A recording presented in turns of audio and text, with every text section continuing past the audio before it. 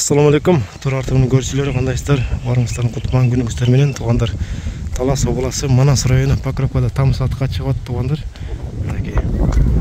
Ушул там сатыкка чыгып атат. Бул тамга келиш үчүн Пушкинден келатканда Центральный мечитти билесиздер, главный трассада. Ошо Центральный мечитке жетпеген бурчта кызыл кирпичтен магазин бар. Куан деген магазин билсеңиздер керек, барыңыздар. Ошо магазинден эле кайрылсаңыздар, түпсүз эле келсеңиздер, примерно ушу көчөнүн орто ченинде, ушу тамга келесиздер. Улиска деген көчө экен туугандар, Улиска деген көчө. Сиздер көрүп тургандай, бул жакта гаражы бар. Барып сиздерге азыр көрсөтүп берем. Общий аянты 15 сотик чыгат бул тамда. Анан мынакей сиздер көрүп тургандай, ошол дарбазасы ушундай бетон, мындай цемент менен коюлган экен. Мынакей. Это прошный, мындай. Сыртынан тартып көрсөтүп берип коеюн сиздерге. Анан киргенде эле бул жакта септик. Биягы 2 метр, мындайына квадратный 2 метрден, анан чуңкурлугу 5 метр болгон септик турат бул жакта. Анан бул барактамдар негизи. Барактам болсо да ичин аябай жакшы, сыртын аябай жакшы кылып жасаган, для себя деп. Ошон баарын сиздерге көрсөтүп берем. Анан бул темир менен торолгон экен ортосу. Анектин баары пластик, сыртын ушундай кылып жасаган. Анан сиздер көрүп турасыздар, мынакей суу агызгычты да жаңы жасаптыр. Ушундай кылып анан бул жака түшүп кетет. Азыр сиздерге ушу гараждан баштап көрсөтүп берейин. Гараждын ичине бул жактан кирет экен, ортосу навес.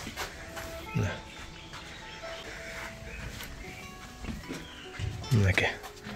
Гараждын ичинде узундугу примерно бул жак примерно 8 метрдей чыгат экен. Ортосу ушу машина оңдогонго ямаз бар экен. Атайын соны кылып жасап коюптур. Ичте аябай жылууланган, мынакей сиздер көрүп тургандай жылуу экен кыш-кызын. Анан ондай полкалар менен. Гаражды көрдүңүздөр. Анан бул жагы ортодо навес. Ушу навестин астынын баардыгы погреб. Ушул жака чейин погреб. Бул деген канча? Бул жака 15 тонна картошка кирет экен мынакей. Кенен погреб экен бул жагы. Бул жактан кирип неме кылып кетесиздер. Бул жак болсо кухня, бул каптал. Кухнясын да бир сыйра көрсөтүп берейин.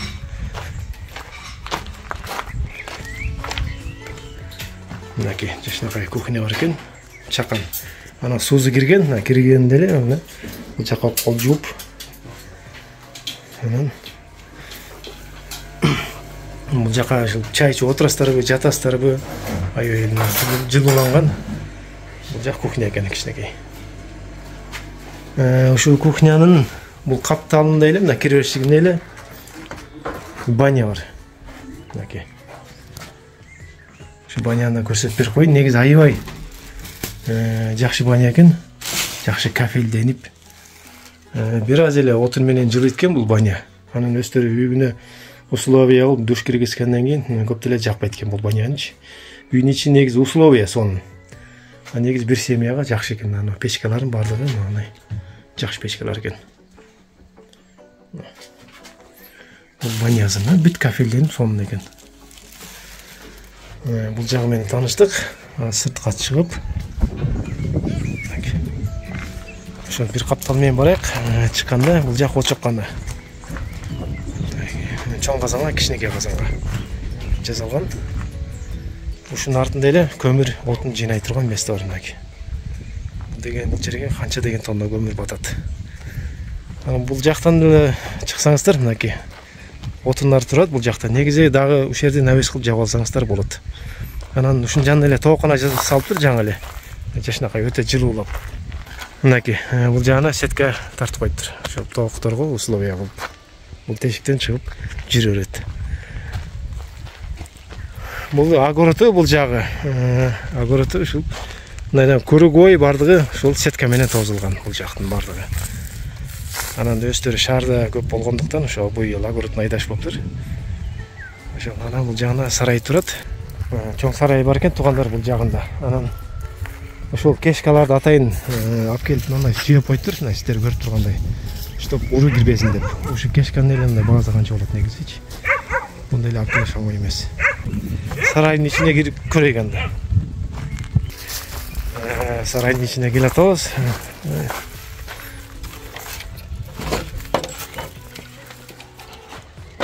Мынакей сарайдын ичиндеги Бул жака 6 баш ушул чоң мал кирет экен бул жака. Атайын жылкыныкы да өзүнчө бөлүнгөн месталары бар экен. Мынакей берге уйлар байлап койсоңуздар болот. Акурлары, анан мындай кара жыгачтары менен колдору. Бул жакты көрсөтүп берейин азыр кызыл кирпичтен дуалын. Бул комнатага түк чөп жинасаңыздар, кандай чөп жинасаңыздар да кургак турат негизи мынакей. Ушундай кирпичтен тургузулган экен. Анан вообще суу кирбейт экен бул сарайгачы. Эч кандай суу кирбейт, кургак турат. Сарайында ушул бир четинде ушундай погреб бар экен. Атайын полкалары менен дагы ушу банка-санка баарын жинап койсоңуздар болот. Мындай сыртында да мынакей үстүндө монолит, үстүндө да полкалары бар экен. Летнияга. Ушу погреб жагы да жакшы экен бул жактын. Ушундай ящиктери бар экен. Анан ушул жемдериңиздерди ушул жака жинап койсоңуздар болот экен. Эшикти көрүп атасыздар, бирайнер ой. Сону жазап койтур бунда. Ошол. Сарайдын ичин көрүңүздөр. Анан бул жагында жүгөрү жинай турган бул жазап койтур сону кылып. Биз ушул каптал менен келдик. Азыр үйдүн ичине киребиз. Буйрса мына эшиктин астын көрсөтүп коеюн. Мындай арча бар экен. Анан темир менен тосуптур. Бул жак кошуна жакты. Бул жагы баг экен. Кийин буйрса булар чоңойсо көлөң болуп, жакшынакай болуп калат экен бул жак. Мына сиздер көрүп тургандай кудук бар экен бул жакта. Анан быйыл суу солуду негиз покупкада. Барыңыздарга маалым. Анан бул жака 3 метр да кастырыптыр. 5 миңден болсо да акчанын көзүнө карабай, дагы чуңкур кастырыптыр. Азыр деген суу өтө кенен бул жакта. Бул жакта ошондон турат жанындагы мотор койгуч. Эшиктин астын көрүп тургандай чоң навес экен. Аябай андай трубаларды коюп, анан үстү лис эмес, шифрдан кылыптыр. Ысык тартпайт. Кирсеңиздер, бул жака мынакей чоң тапчан бар. Чай ичип, жака кечинде эс алып отурсаңыздар болот. Жакшы экен.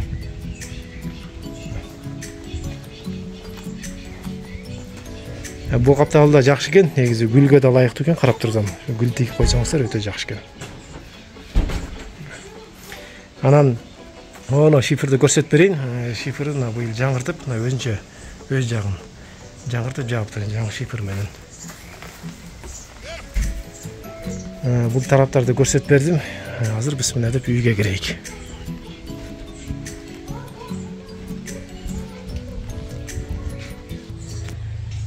Бисмилла деп кирип атабыз. Буйрса кирген эле бул жак. Жок, кенен келдир экен бул жак. Анан сиздер көрүп тургандай печкасы бар. Жакшынакай печка экен, бар кафелдеп сону жазып койтур. Кышкызын негизи 2,5 тонна менен кенен чыгабыз дейт. Кышкызын аябай эле жылуу болот дейт. 2,5 тонна менен чыгыш негизи өтө жакшы да. Кухнядан баштайык. Бул жак. Кухня сиздер көрүп тургандай жаркырап жакшынакай экен. Анан бул жактын полу негизи теплый пол экен, мынакей. Теплый пол бар, өтө жылуу экен кышкызын. Бутун жылуу. Анан үйдүн баардыгы жаңы стяжка, өтө фольганын өтө калыңын төшөп турган ушундай жылуулаганбыз дейт. Негизи өзүбүз жашаганга деп аябай жакшы условия кылыптыр. Сиздер көрүп тургандай жакшы обойлор чапталган, үстү аябай жакшы жасалган. Бунун эле ушул бет маңдайында душевой экен. Душевойду өтө катырып жасаптыр. Дуалдын калыңдыгын көрүп атасыздар, өтө калың экен. Аябай эле кенен экен да ичи. Анан бул жагы душ. Душту да аябай жакшы кылыптыр, кенен кылып.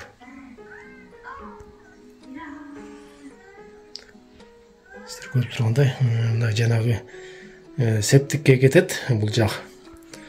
Анан 1 литр, жарым литр суу куйсаңда, ошо септикке ошол суу барат дейт. Вообще жыттанбаган жер экен, жакшы экен аябай. Бул жагына вытяжкасы бар. Күгүс коюңуздар, вытяжкасы бар экен. Анан бир септик айтам деп эстен чыгып кетир. Банянын септиги да өзүнчө экен. Баняны көрсөтүп бердим сиздерге. Ошонун септиги да өзүнчө нар жакка кетет экен. А мунуку өзүнчө жана көчө жакка кетет. Ошол чоң септики. Мына бул жакты көрдүңүздөр, аябай жакшы экен. Анан бул жактан чыгып эле туугандар, бул жакта электричество экен, жалаңчы. Астынын баардыгы ушу розеткалардыкы да, үйдө канча розетка бар болсо, жана точкалары ошолардыкы. Күйүп кеткен болсо, мына бирөөнү өчүрүп, ошону оңдой берсеңиздер болот. Анан бул ар бир комнатаныкы, өзүнчө дагы целый комнатаныкы. Ушундай жасалып турат, жакшы экен. Анда эмесе кийинки комнаталарга барайык. Мынакей. Жаркыраган үй экен, аябай эле. Мына үйдүн дубалын көрүп атасыздар, мынакей. Мындай эле алтымыш экен. Эски үйлөр, дубалдар аябай жылуу болот. Демек потологу да жылуу бул жактын. Анан бул сол жагында эле спальня экен.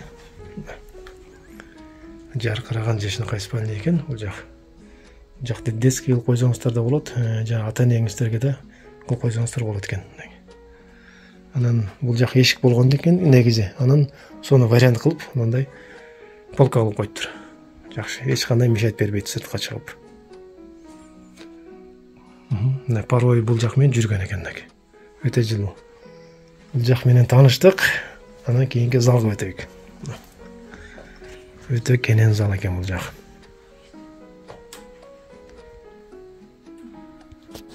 Бул жактын кенендиги ушундай мына 7-ге, анан 5 болуп калат экен. Өтө кенен зал экен бул жак. Айнеги мына күнгө ийбет, өтө мына жаркырап турат бул жак. Негизи аябай жакшы жасалган экен бул жак. Аябай эле чаптаган экен негизи. Ремонт жасаган адам түшүнөт, бул ушундай үйгө канча кетерин. Аябай эле чаптаган экен. Жашынакай кылып. Залды көрдүк, аябай жашынакай экен. Кирсең чыккың келбейт. Анан бул жакта дагы өзүнчө спальнялар бар. Бул ортого төшөк майза чөдөңүздөр жана коесуздар. Анан түз эле киргенде бул жакта детский спальня экен дагы. Уютный. Бул жакта капталда өзүнчө айнек, эшиктин астын карап отурабыздар бул жактан. Жакшы экен, паройлор менен, эски паройлор буларчы.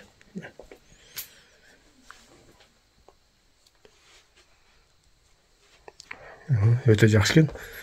Кийинки комнатада спальня экен, бул чоң спальня экен бул жак.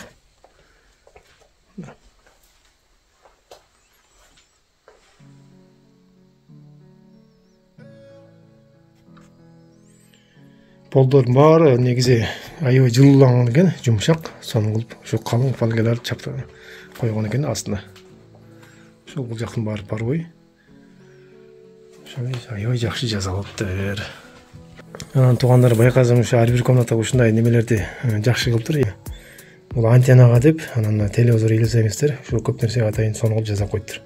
Ылдый жагына да кыска розеткалар немелер болсо ушунун менен ылдый жакка да жасалыптыр. Анан кондиционерге деп ушу бурчка да ушундай розетка бар экен. Бүт жагын кылып, ойлонуштуруп аябай жасаган экен. Кыскасы аябай жакшы үй экен да, жакшы жасалыптыр. Азыр эми үйдүн баарын көрсөтүп берем сиздерге. Комнаталар да көп экен негизи.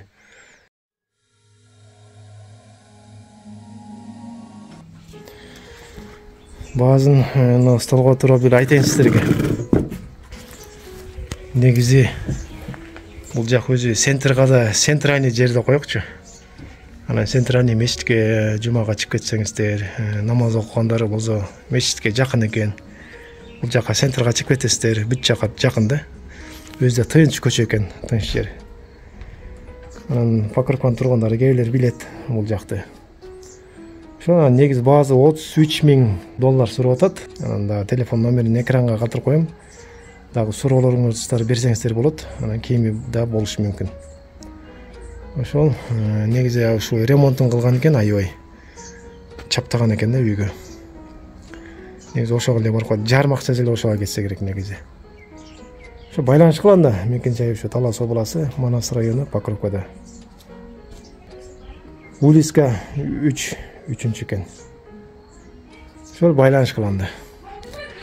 Реклама боюнча экранга номерим калтырып койдум.